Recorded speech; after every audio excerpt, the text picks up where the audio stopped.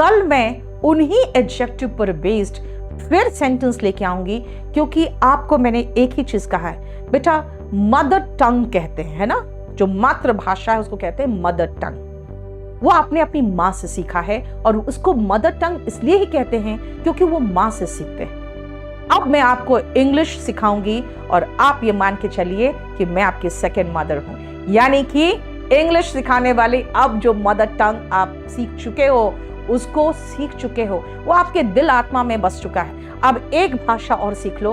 बेटा मैं आपको छोटी सी बात बताना चाहती हूँ। बिहार में, यूपी में बच्चे छोटे छोटे नौकरी के पीछे पागल है। यूपीएसआई का भोकाल बना बना के दुनिया भर के बैचेस कोचिंग सेंटर्स ने बनाए और एग्जाम का कोई पता ही नहीं रहता है।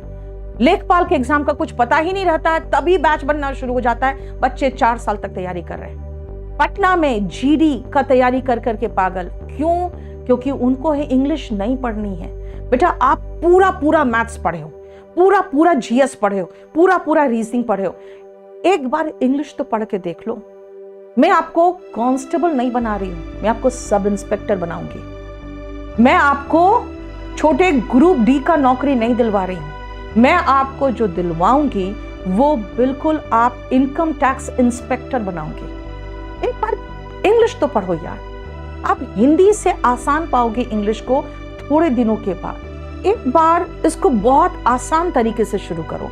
अगर आप हिंदी मीडियम के हो, 12th पास किए हो, अभी इंटर में जा ही रहे हो, तो आप स्पोकन से शुरू करो ना। मैं इतना कुछ करा दूंगी कि आपके छोटे मोटे एग्जाम ऐसे निकल जाएंगे। इसमें कई क्वेश्चंस तो ऐसे हैं जो स्पोकन वाले बच्चे कर रहे हैं, है ना।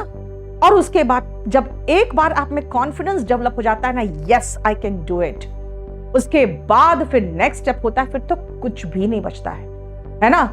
याद रखिएगा हमेशा सबसे पहली जरूरत है कॉन्फिडेंस की। जब मैंने केडी कैंपस शुरू किया था उस समय बहुत लोग कह रहे थे कि भाई इतने सारे इंस्टीट्यूट्स खुल चुके हैं, इतने बड़े बड़े इंस्टीट्यूट है और आपने इतना बड़ा भौकाल बना के पहले से रखा हुआ है मार्केट में, अब फिर से केडी कैंपस, जिसके कैंपस के नाम पे कुछ भी नहीं है, सिर्फ एक छोटे से 2 रूम है और एक छोटा सा ऑफिस है, कैसे आप मुकाबला करोगे? मैंने एक सेकंड के लिए नहीं सोचा था कि मैं मुकाबला नहीं कर पाऊंगी। बेटा मैं कभी भी मोटिवेट करती हूँ ना तो अपने लाइफ के एग्जाम्पल से मोटिवेट करती हूँ। मेरे पास अपने जो झेला हुआ समय है, जो मैंने अपनी लाइफ में झेला है, उससे मैं मोटिवेट करती हूँ। मैं किसी बड़े बड़े महान व्यक्ति जो हिस्ट्री में है मैंने ना देखा है ना हिस्ट्री मैंने पढ़ा है, मैं उनका नाम से कहां से मोटिवेट करूं? उनकी लाइफ हिस्ट्री पढ़ने के लिए समय तो चाहिए। मैं तो अपने ही किस्मत से जूझ रही थी। तो मैं हमेशा कहती हूं बेटा बहुत दूर देखने की जरूरत नहीं है, अब अपने आसपास देखो ना, उसी से आप सीख जाओगे। और आसपास अगर आप देखोगे तो अपनी माँ का मजबूरी देखो, अपने पिता को देखो।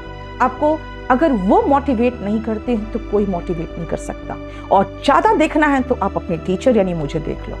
मैंने हमेशा एक ही चीज कहा है, अगर आपके पिता की झूरियां और आपकी माँ की मजबूरियां आपको मोटिवेट नहीं करती तो दुनिया का कोई भी व्यक्ति मोटिवेट नहीं कर सकता। रेगुलर बेसिस में मैं इस चैनल पे आऊंगी और ये चैनल बिल्कुल न्यू चैनल है। ये ग्रो करना आपका काम है, क्योंकि मैंने हमेशा एक ही चीज कहा है, अगर आज मैं इस मुखर्जी नगर में आत्मसम्मान के साथ जिंदा हूं तो उसका पूरा का पूरा क्रेडिट जाता है मेरे स्टूडेंट्स को, जिन्होंने मेरे आत्मसम्मान की रक्षा की है। ये चैनल ग्रो करना आपका काम है और इसमें रोज आना मेरा काम है। आपसे कल स्पोकन में मुलाकात होगी बहुत बढ़िया सेशन के साथ, और मैं आपको 50 एडजेक्टिव ऐसे सिखाऊंगी जो डेली बेसिस पे आप लोगों के बारे में बताने के लिए, व्यक्तियों के व्यक्तित्व बताने के लिए आपके काम आएगा, और वो आप रेगुलर बेसिस पे प्रैक्टिस करोगे तो काम आएगा। कल का जो पीडीएफ था वो मैंने spoken English by Neetu Singh में शेयर कर लिया है टेलीग्राम चैनल में। आप उसको रीड करके और कल का क्लास देख कर आओगे मंडे यानी कल के क्लास के लिए। God bless you.